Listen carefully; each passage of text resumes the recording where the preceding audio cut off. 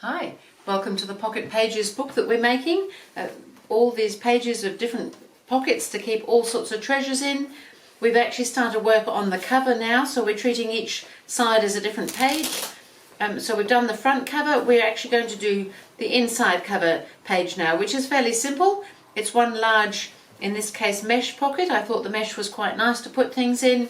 So we'll get started on this. It actually isn't going to take us too long. We've done all these techniques before. If you've signed up with GourmetQuilter, there's a pattern that you'll have that will tell you all the measurements and all the words. I'm just here to show you how to do it.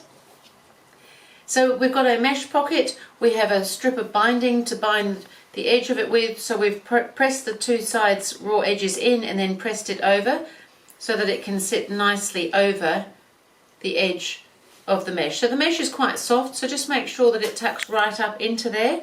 And then we're just going to stitch that with just a line of sewing, or two lines if you like. And it's just one large pocket this time on that cover there, so I just thought we'd just get it done. This pocket book is going to be so much fun. I don't know what I'm going to keep in mine. My original thoughts had been for a little sewing pocket book, but I'm thinking that maybe I've got other treasures too.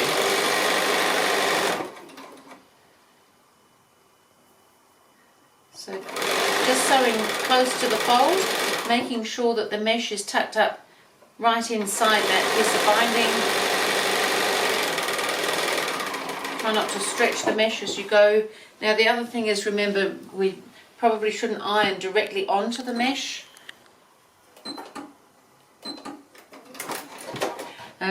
Because we're not sure when things are a little bit synthetic whether they're going to possibly react to the iron in a way that would not be helpful. So I have a Teflon mat here, which is very nice with baked cookies on it, but it's also very good for ironing fabrics and things that are a little bit different. So we've now got our binding on. I've got my background of my page, and as I said, all the measurements are in the pattern. And so really all we need to do on this one, and these cover pages are slightly larger than the inside book pages too. We just need to baste that together now so that it's basted around the edges, about 1/4 inch in, so that it doesn't move when we're trying to put the book together. So I'll go ahead and do that, but other than that, there's a sample up here, and that is already basted.